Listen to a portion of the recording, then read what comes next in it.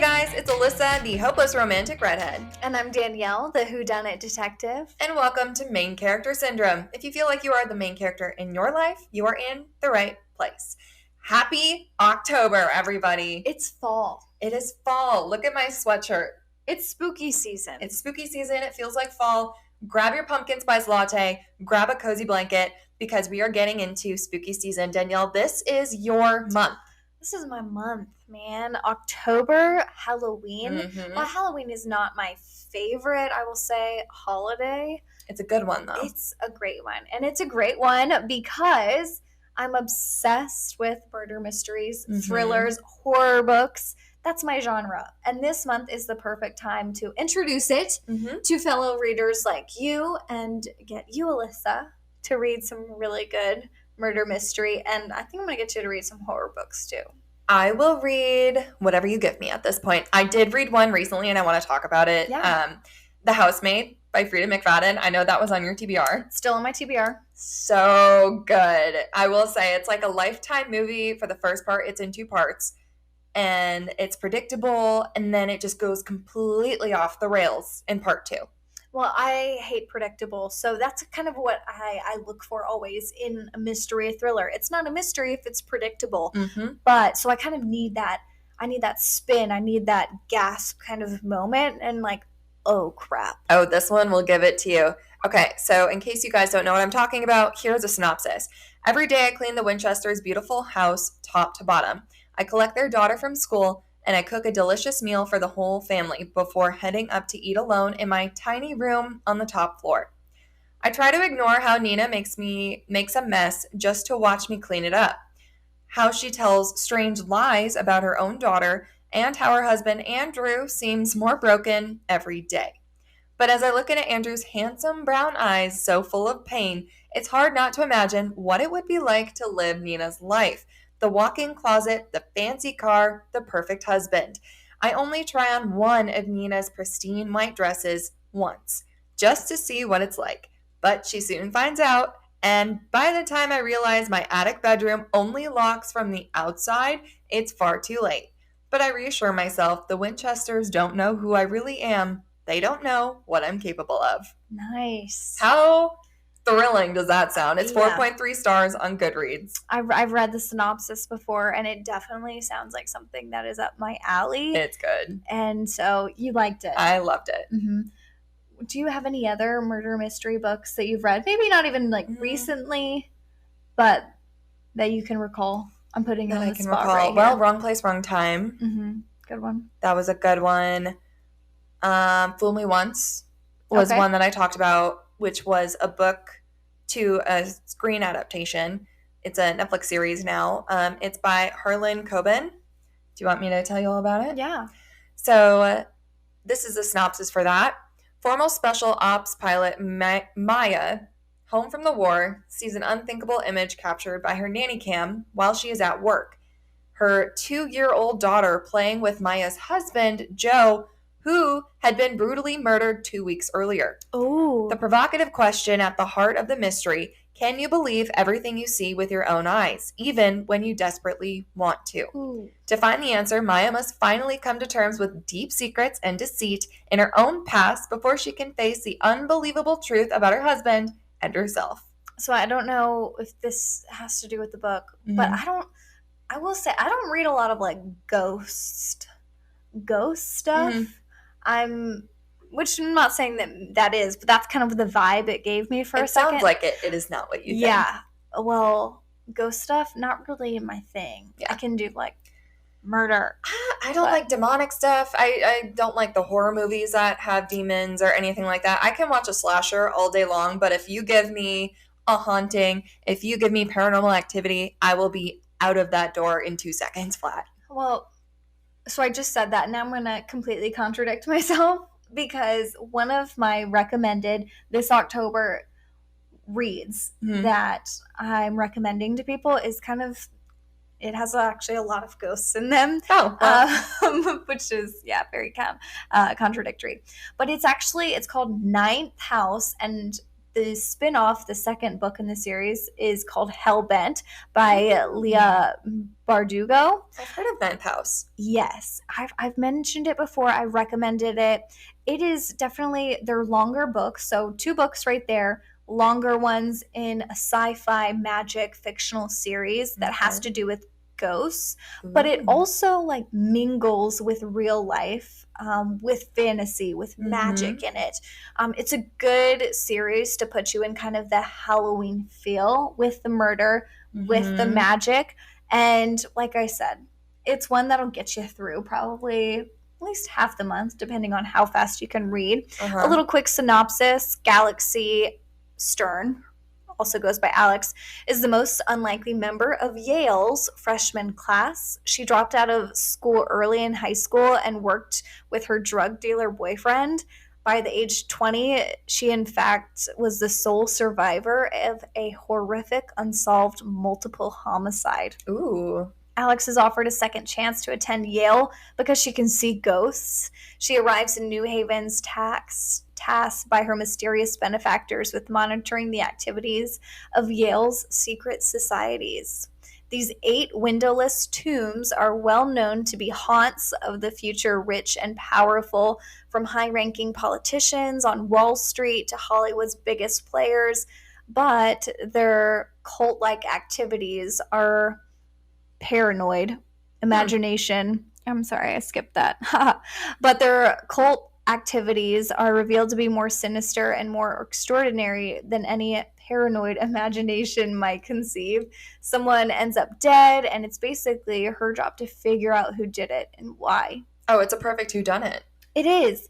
It is. And it's amazing world building. So I've never been to Yale, but I can imagine all of these secret societies, tombs, and they all do different types of magic. And some of them are more sinister than others.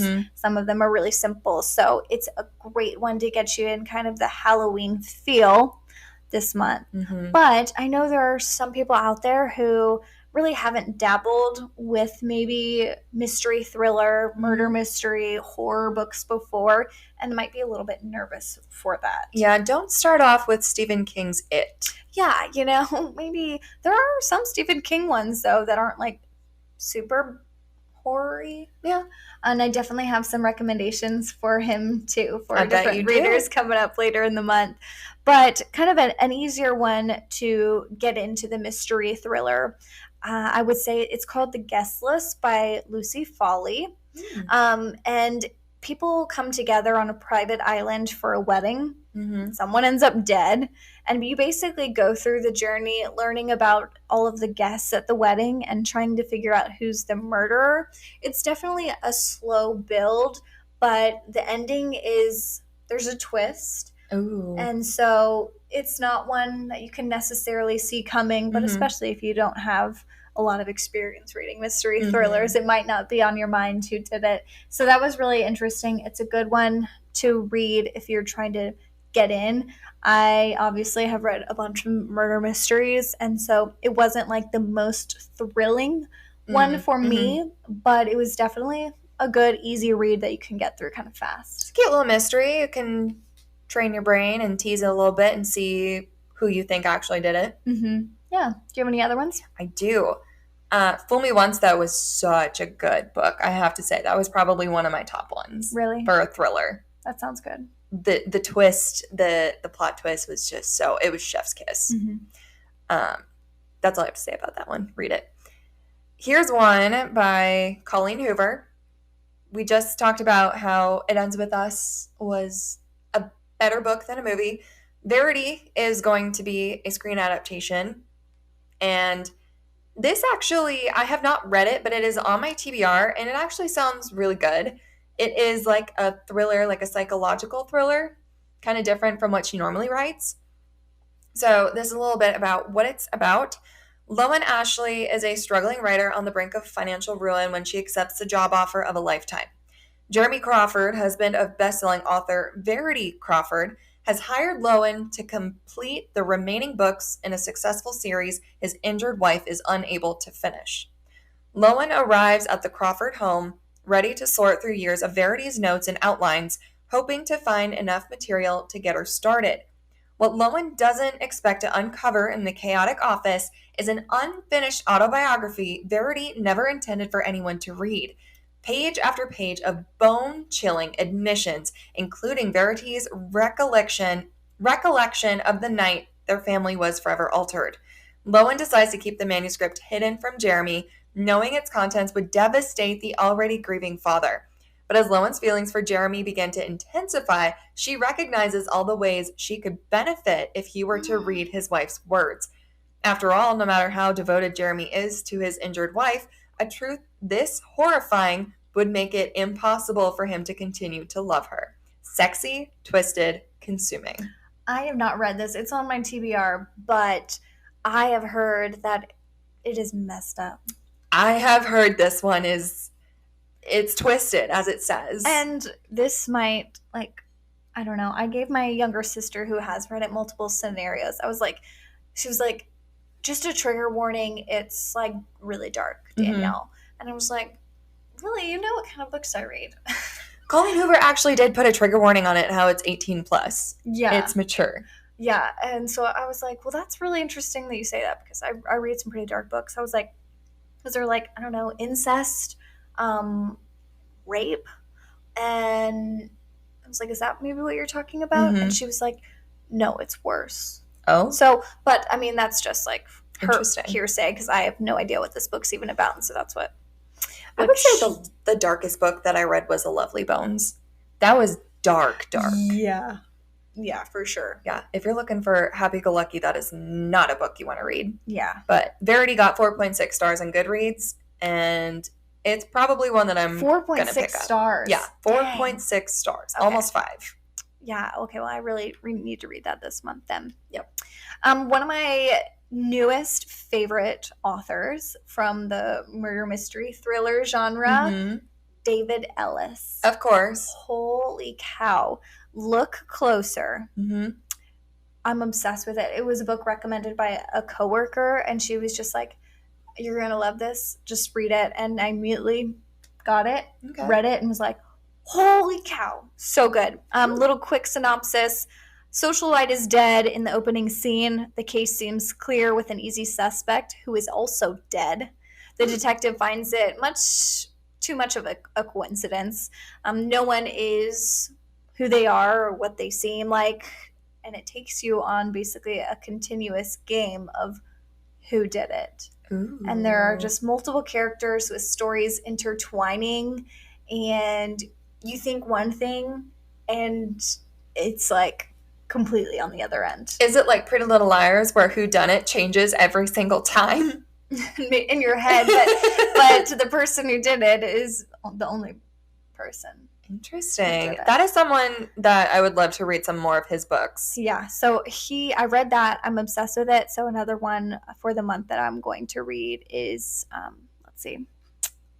I thought I put it down. It's another one of his, The Best Lies. Okay. Yes, I just started that literally today. I just finished this book literally today too. So I finished this book. It's called Horror Movie. And I immediately picked up The Best Lies. I heard about that one. It's new.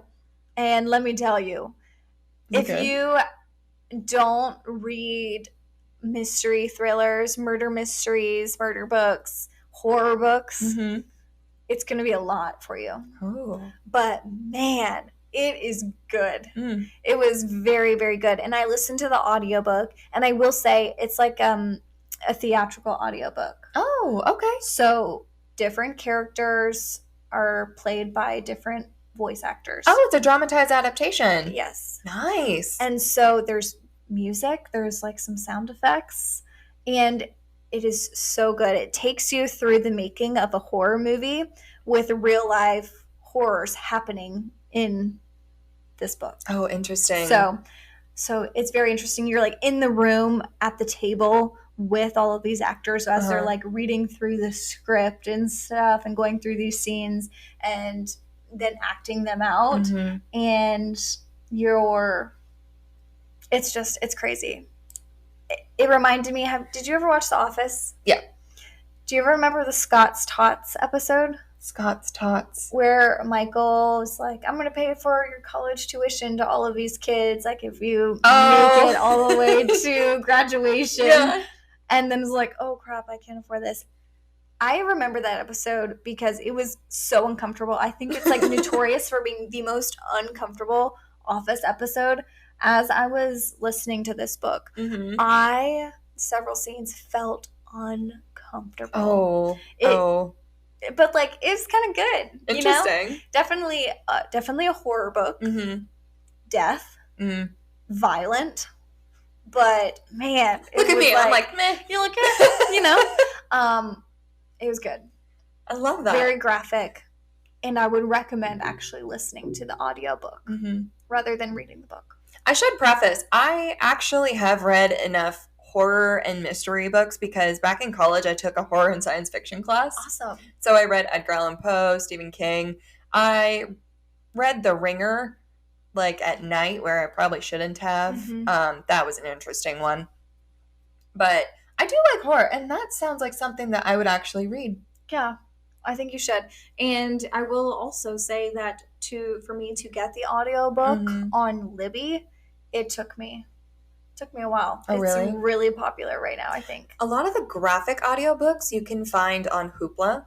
Interesting. So there's Libby, but there's also Hoopla, and they both work with your library card. Yeah. So say most of the graphic audiobooks that I've read, like Fourth Wing, Iron Flame, A Court of Thorns and Roses, Hoopla, Hoopla, has them for no wait, at least here in Springfield, Missouri.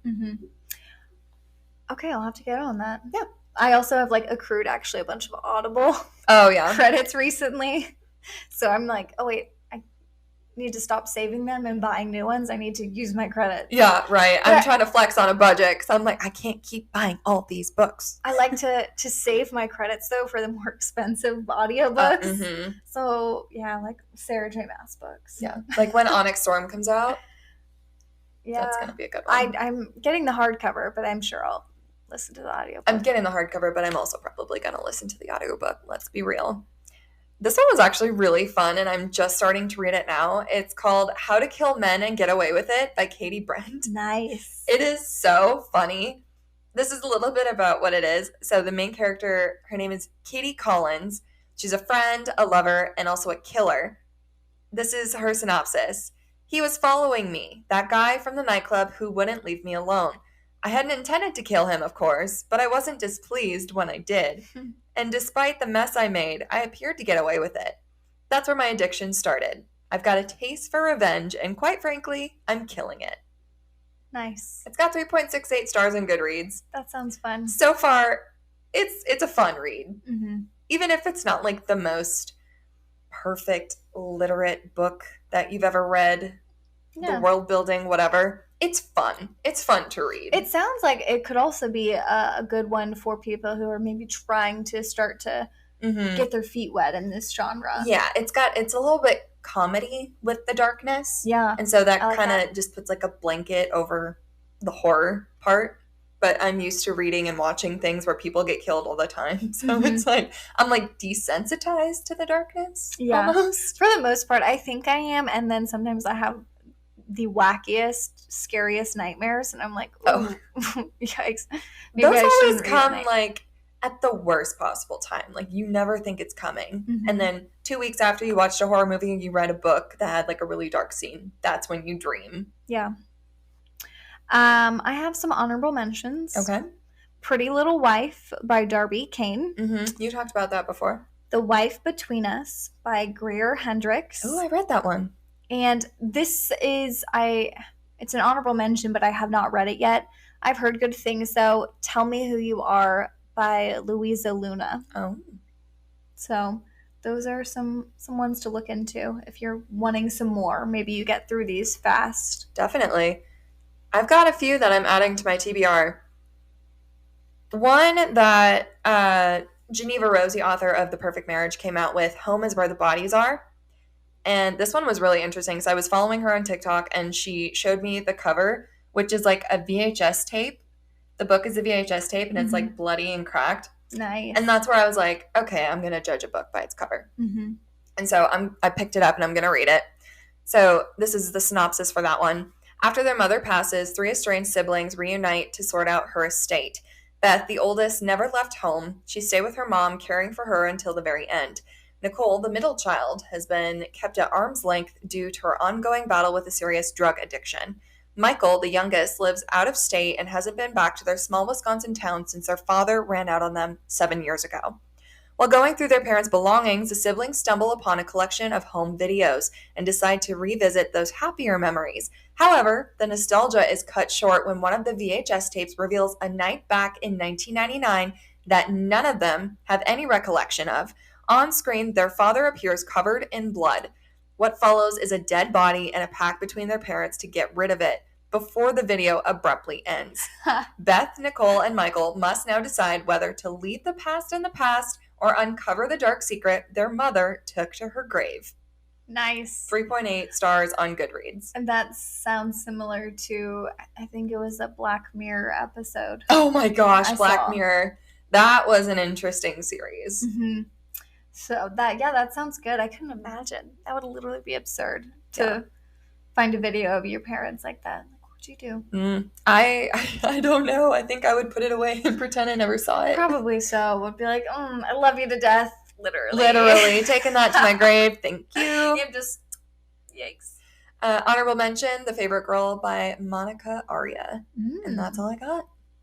That's so exciting. Mm-hmm. I just love this time of year. Mm-hmm. There's nothing better, I feel like, than when the air starts to get cool and you just start to see all the pumpkins come out. The scenery starts getting a little spooky. Mm-hmm. And just murder mysteries. Mm-hmm. This is the perfect time for it.